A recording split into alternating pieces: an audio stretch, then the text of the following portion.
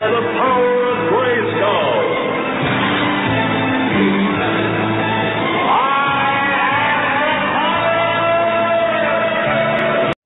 Hey everybody, this is the Review Revolution coming at you with a Masters of the Universe Classics review.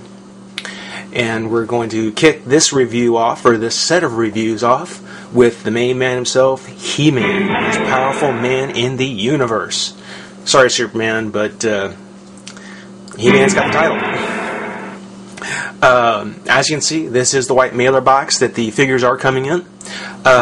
Great packaging for transport. I mean, they come in your regular shipping box, but on top of that, they also have their own packing box to keep the cart and everything else in good condition, which I think is great. On it, you've got the Master of the Universe Classic logo, the Mattel logo, and then the Adult Collector. If I ever get to do Teela, if I ever do a rant on that figure and how disappointing she was, I'll be referring back to that a lot.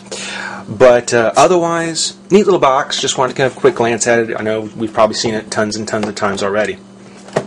Now, what you really want to see, He-Man. Yeah, baby. Take a look at that. One thing about the packaging, which just like the figures in this line, they're a great blend of old and new. And by that I mean sure, there is the dimple that we all have seen and kind of remember. But there's also the Castle Grayskull brick design, that rock background. Now, for those of you who remember the old series, you probably remember that on the old red card, there was that kind of stone motif, if you will. Motif? Okay. That was on it. So, a stone backdrop, very traditional, very callback to the old He-Man. The other thing is that the bubble itself is in this kind of triangular shape, with kind of the square, more square at the top and the bottom. And that too was very much like the old Masters of the Universe vintage packaging. On the back, they do have other figures in the line. Now this is the reissue, hence the original. So these figures are already out, but one thing I think is actually kind of cool is that when you look at them, you see that the heroes are in red, whereas the villains are in blue. It's kind of cool. The bios, I'm not that keen on the bios. Frankly, I wish they hadn't even started them, to be honest. I hate the real names. I really wish they wouldn't do that. Web store, yeah, it's kind of gimmicky and kind of, I don't know. I just don't like it. It's clever, but I don't like it. I just don't. These aren't superheroes. They don't have G.I. Joe monikers. These are who they are, and to give them real names make them seem less than that. But for the bio on He-Man, whose real name is Adam, House of Randor. He's a direct descendant of the legendary King Grayskull. Prince Adam of Eternia was chosen to protect his ancestors' power sword from evil. At first, he used a techno-vest with a built-in force field to fight evil, but Adam has since learned to combine both halves of the power sword, using it to channel the energies of the elders to become He-Man, the most powerful man in the universe. He guards the safety of all Eternia alongside the heroic Masters of the Universe. And that bio and the bios in general, really just designed to kind of, fill in the gaps and bring together, all the different sources of the He-Man story. Everything from the mini-comics to the Filmation, New Adventures, and, that 2002 series, which I'll just say I'm glad that's done. I'm glad that didn't make it very far. But here he is. We'll take a moment and pop him out of the pack and take a closer look. So, be right back. Alright, so here we go. We've got He-Man, the most powerful man in the universe, ready to face the forces of evil. Taking a look at the figure, it really is a great looking figure.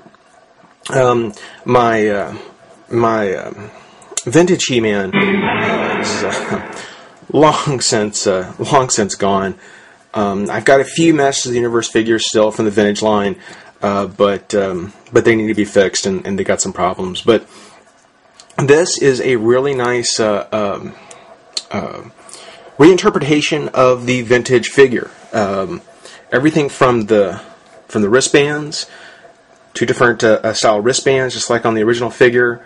The belt, the little shaggy shorts, and they even added on the back of his harness some place for his sword to actually fit in, which is something I think that that fans from way back when have been dying for.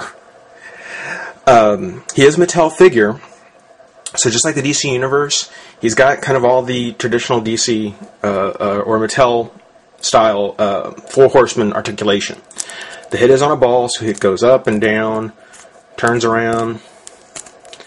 It's on a ball hinge, so it goes all the way up, out, pivot the bicep, elbow, and wrist. One thing I do like about the hands is you can actually see on the back of the hand, like in the original figure, you can see the veins on the back of his hand. And you can see the fingernails and even some sculpting on his palms.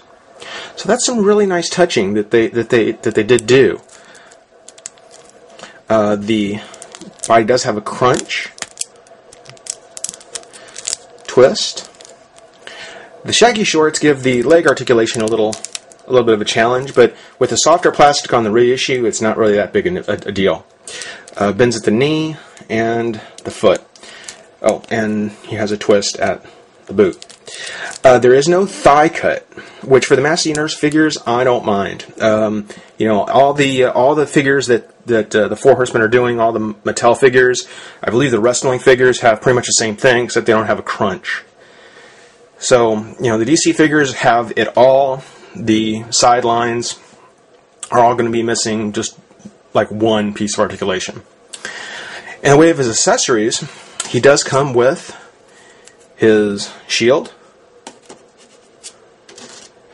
his battle axe, two very underappreciated accessories from the original. He does come with the classic half power sword, very much like the half power sword that we got from the vintage. And it has this nice two-tone metallic color. It's got the gray, sort of like the original figure gray, and then this silver blade. Very cool. But they also went ahead and gave us a full power sword, because that half sword was never much fun to put in his hand. He never held it real well.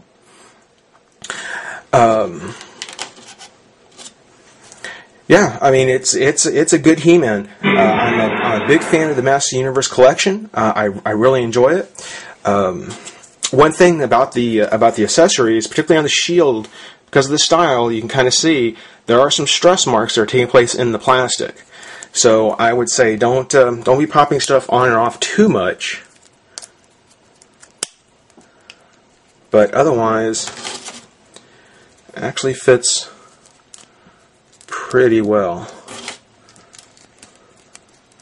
Now, Skeletor is being re-released as well. I should be getting him very soon.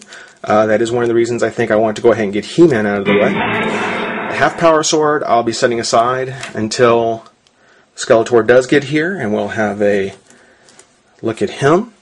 One thing about the packaging that I think is really nice, and I don't know if this is something other people are doing as well, but the insert that comes with it, if you tape down the tabs on the side, you can actually make a nifty little, oh, come on, you can actually make a nifty little display for him to stand in.